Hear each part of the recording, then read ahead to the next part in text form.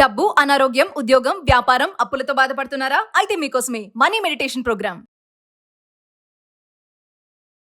అమ్మ నమస్కారం.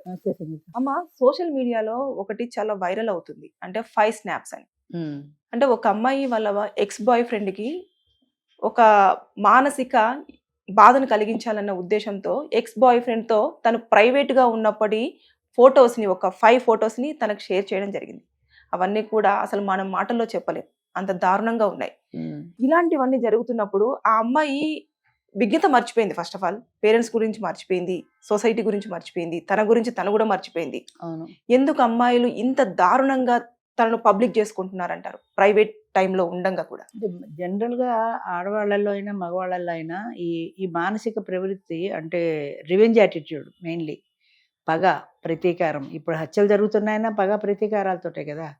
ఈ ఆవేశంతో రగిలిపోతుంటారు వాళ్ళు. ఆ రగిలిపోతున్నప్పుడు వాళ్ళకి ఇంకా ఉచ్చం నీచం, పరువు, ప్రతిష్ట 10 మందికి తెలుస్తుంది అన్న విషయాన్ని కూడా మర్చిపోతారు. అట్లాగా ఈ అమ్మాయి కూడా ఒకప్పుడు ఆ అబ్బాయితో తిరిగింది, లవ్ చేసింది, ఏదో తిరిగారో అయిపోయింది, బ్రేకప్ చెప్పేసుకున్నారు. మళ్ళీ రెండో వాడి దగ్గరికి చాలా ఈజీగా జంప్ అయిపోయింది. దురదృష్టం ఏంటంటే ఒకటితో తిరిగిన తర్వాత అంత ఈజీగా ఇంకొకటి దగ్గరికి ఎలా జంప్ అవుతారు అసలు. సరే జంప్ అయింది, జంప్ అయినా వాడు ఇంకా మైండ్లో కొద్దిగా ఉండిపోయాడు. చేత వాడి మీద కోపం కాబట్టి వాడిని ఏదో విధంగా హింసించాలి, వాడిని ఏదో విధంగా బాధ పెట్టాలి. వాడిని ఎలా బాధ పెట్టాలి అనుకుందంటే ఈ అమ్మాయి రెండో వాడితో క్లోజ్గా ఉన్నటువంటి అసభ్యకరమైన వీడియోలో తీసిందో ఫోటోలో తీసిందో తీసి వాడికి పంపించింది. అంటే ఇంకొక పురుషుడితో ఈ అమ్మాయి ఉన్నది సంబంధం చూసి వాడు బాధపడాలి, వాడు బాధపడాలి అనుకుని మాత్రమే అనుకుంది. కానీ అందులో నువ్వున్నావు కదా, ఫోటోలోనో వీడియోలోనో, నువ్వు ఫలానా అన్నప్పుడు నీ క్యారెక్టర్ గురించి పబ్లిక్కి తెలిసిపోవట్లేదా? సమాజం అందరికీ తెలిసిపోవట్లా? నీ పేరెంట్స్ చూస్తే ఏమైపోతుంది? ఇప్పుడు బీటెక్ ఏదో చదివారనుకుంటా, బీటెక్ చదువుకున్న వాళ్ళల్లో కూడా ఈ విజ్ఞత లోపించి పగా ప్రతీకారాలతో రగిలిపోయి ఎంతసేపటికి అవతల వాడిని బాధ పెట్టే ఉద్దేశంతో పెట్టావు, కానీ నువ్వు కూడా బాధపడుతున్నావు కదా. రేపొద్దు నీ పేరెంట్స్ చూస్తే తిట్టరా? సొసైటీ చూస్తే తిట్టదా? అసలు నీకు పెళ్ళి అవుతుందా? పెళ్లి కావాల్సిన పెళ్ళి అనుకుంటా. రేపు పొద్దున ఎవడైనా ఒకవేళ పెళ్లి చేసుకుందాం అనుకున్న వాడి ఫ్రెండో ఎవడో ఈ వీడియో వాడికి పంపిస్తాడు. పంపించాక వాడు చేసుకోగలడా? పెళ్లి క్యాన్సిల్ చేసుకుంటాడు కదా. ఇన్ని ఆలోచనలు లేవు అమ్మాయి మైండ్లో. ఎంతసేపు పగా ప్రతీకారం అంతే. వాడి మీద రివెంజ్ తీర్చుకోవాలి, వాడు లేకపోతే నాకు ఎవడో దొరకడు అనుకున్నాడా, నాకు ఇంకోటి దొరికాడు అని వాడితో క్లోజ్గా ఉన్నవే వాడికి పెడుతోంది. కానీ ఉచ్చం నీచం మర్చిపోయి 10 మందిలో నేను పల్సన్ అయిపోతున్నాను, వ్యక్తిగతంగా నేను దిగజారిపోతున్నాను అన్న విషయం అమ్మాయి మర్చిపోయింది. లేకపోతే ఇంత పబ్లిక్గా ఎలా పెట్టగలుగుతుంది? సోషల్ మీడియాలో పెట్టిందంటే అది ఎంతమంది, ఎన్ని వేల మంది చూస్తుంటారు. అది వైరల్ అయిపోతుందని ఆలోచన అమ్మాయికి ఉండదా? సోషల్ మీడియాలో పెట్టినప్పుడు ఇంతమంది ప్రపంచంలో చూసిన తర్వాత రేపు నీకు పెళ్ళి అవుతుందా? ఇప్పుడున్న ఈ సోకాల్డ్ ఫ్రెండ్ ఎవరో వాడు పెళ్లి చేసుకుంటాడా నిన్ను? వాడు పెళ్లి చేసుకున్నాడు అనుకో, నీ జీవితం సక్సెస్ఫుల్గా నడుస్తుందా? ఏమాత్రం తేడా వచ్చినా అప్పుడు వాడితో తిరిగావు, ఇప్పుడు నాతో తిరిగావు అనే మాట పడాలి కదా.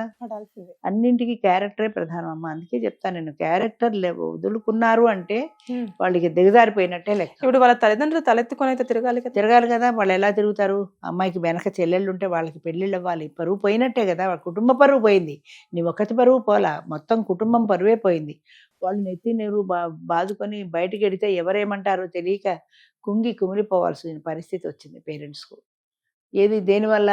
నువ్వు చేసిన ఈ ఆవేశం వల్ల. నువ్వు ఏదో తిరగ తగలబడ్డావు, అది అయిపోయింది. వాడి మీద రివెంజ్ కోసం ఇంకొకటితో కలిసి ఫోటోలు పెట్టడం ఏంటి?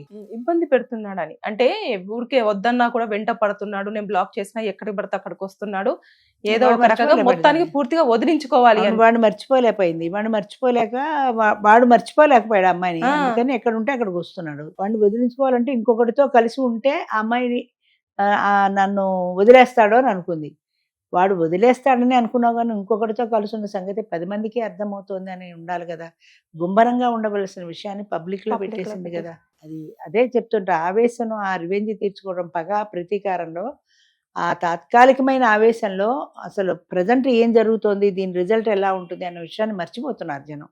ఇప్పుడు చంపేవాళ్ళు చంపేస్తున్నారు, చంపేసా బాగానే ఉంది, కానీ పట్టుబడితే నీ జీవితం ఏంటి అన్న రెండో కోణం ఆలోచించట్లే ఎవరు. నేను చంపేశానంతే, వాడు మీ కోపం వచ్చింది, నేను హత్య చేశానంతే. కానీ దొరికితే ఏమవుతానన్న రెండో విషయం ఎందుకు ఆలోచించరు? ఇప్పుడు పరీక్షకు వెళ్తున్నావు, పాస్ అవుతావు, పాస్ అయితే ఓకే, ఫెయిల్ అయితే అని ఎందుకు ఆలోచించరు? అది మర్చిపోతున్నారు. రెండో యాంగిల్ ఆలోచించడం మర్చిపోతున్నారు. ప్రతిదానికి 2 కోణాలు ఉంటాయి. రైట్. ఒకవైపు, రెండోది ఇప్పుడు వైపు. ఈ 5 స్నాప్స్ అనేది మనకు ఆవిడ పిక్స్ ఒక 5 స్నాప్స్ పంపించింది కాబట్టి తెలిసింది. ఇలాంటివి తెలియనివి చాలా ఉన్నాయంటారమ్మా? ఉండొచ్చు, లేదా ఈ అమ్మాయిని ఆదర్శంగా తీసుకుని ఇంకా కొంతమంది స్టార్ట్ చేయొచ్చు. ఉమ్.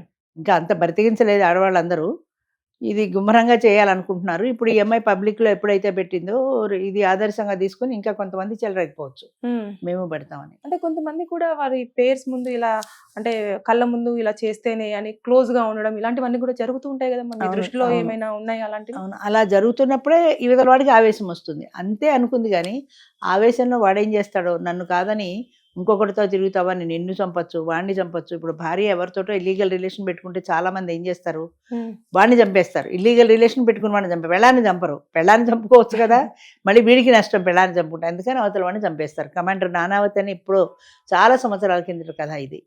కమాండర్ నానావతి కేసులో కూడా అలాగే అయింది. భార్య ఎవరితోటో ఇల్లీగల్ రిలేషన్ పెట్టుకుందని వాడిని చంపేశాడు. వాడిని చంపడం ఎందుకు, పెళ్ళాన్ని ఎందుకు చంపుకోలేకపోయావు?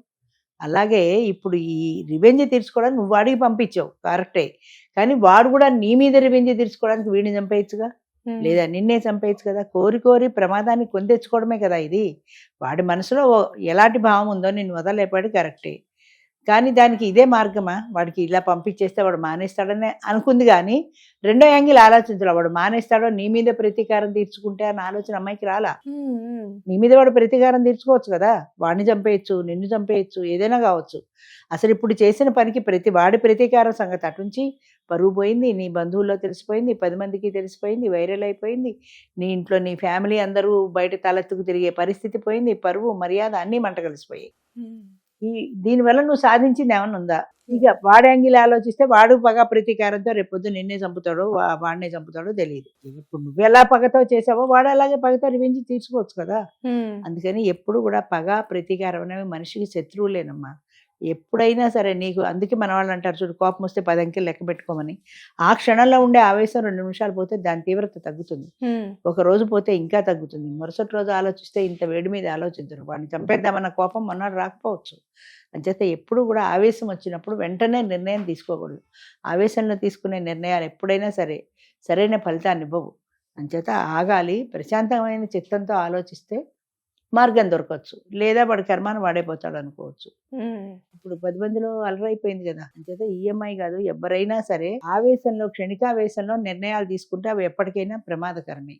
రివెంజ్ యాటిట్యూడ్ అనేది ఎప్పుడూ ఉండకూడదు మనిషిలో, అది చేటే తెస్తుంది, మనిషికి లాభం చేయదు, చేటే తెస్తుంది. ఇప్పుడు ఈఎంఐ పంపించిన 5 వైరల్ అయిపోవడంలో మొట్టమొదటి దాంట్లోనే వాడు వెక్కి వెక్కి ఏడుస్తున్నాడు అని ఏదో చెప్పారు. అంటే ఆ అమ్మాయి ఇంకొకరితో ఉంది అనేప్పటికీ వాడి బాధ కలిగి ఫోటో చూడంగానే ఇంకా అసలు వాడికి ఏడుపు వచ్చేసింది. ఆ ఏడుపులోంచి కోపం రావచ్చు, ప్రతీకారం రావచ్చు, ఏదైనా రావచ్చు.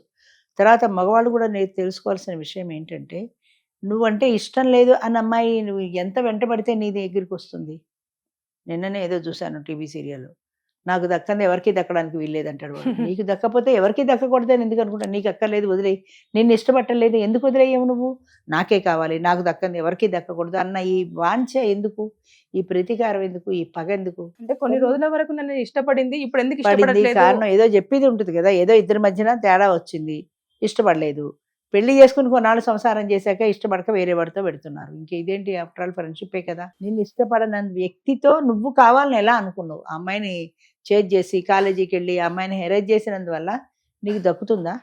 ఒకవేళ దక్కింది అనుకో, నువ్వు హ్యాపీగా ఉండగలవా? పరస్పర అంగీకారంతో ఇష్టపడి చేసుకున్న పెళ్లికి, బలవంతంగా చేసుకున్న పెళ్లికి తేడా లేదా? బలవంతంగా చేసుకున్న పెళ్లిలో నువ్వు ఎంతవరకు హ్యాపీగా ఉంటావు? నువ్వంటే ఇష్టం లేకనే రెండో వాడితో రిలేషన్ పెట్టుకుంది. నాకు ఇష్టం లేని మనిషి నేను ఇష్టపడను అని ఎందుకు ఆలోచించరు? నువ్వంటే ఇష్టం లేని మనిషి నాకు కూడా నువ్వంటే ఇష్టం లేదు అనే అనే ఆలోచనకు ఎందుకు రారు? నువ్వు అంటే నాకు ఇష్టం అంతే కాబట్టి నేను పెళ్లి చేసుకుంటా. అమ్మాయి ఇష్టాలతో నీకు సంబంధం లేదా? ఇష్టం లేని పెళ్లి చేసుకుని నువ్వు మాత్రం ఏమి హ్యాపీగా ఉంటావు? అది మర్చిపోయి హాయిగా వదిలేసే, నీకు తగ్గవాళ్ళని నువ్వు చూసుకో. కొన్నాళ్ళు తిరిగే అయిపోయింది, సరదా తీరిపోయింది, అమ్మాయి వద్దనుకుంది, కారణం ఏదైనా కానీ వద్దనుకుంది, వెళ్ళిపోయింది. నువ్వు కూడా నీ తగ్గవాళ్ళని కూడా చూసుకో. వద్దు అన్న మనిషిని కావాలని కోరుకోవడమే పెద్ద తప్పమ్మా. అది ఎవరైనా సరే, నన్ను వద్దు అన్న మనిషికి నాకు కూడా వద్దు అనే స్థాయికి నీ మైండ్ని నువ్వు కంట్రోల్ చేసుకోగలగాలి. నేనంటే ఇష్టపడిన మనిషి నాకు ఇష్టం లేదు అనే స్థాయికి నువ్వు కంట్రోల్ చేసుకోలేకపోతే దాని పరిణామం ఇలాగే ఉంటుంది. ఎప్పుడైనా సరే ఆ రివెంజ్ యాటిట్యూడ్ అనేది ఎవరికీ మంచిది కాదు. దుర్యోధన కథ తీసుకుంటే భారతంలో అదో పగతో రగిలిపోయే కదా ఆయన ఇంత యుద్ధానికి మూలమైంది. అయితే ఎప్పుడు మంచిది కాదు. Thank you. Thank you.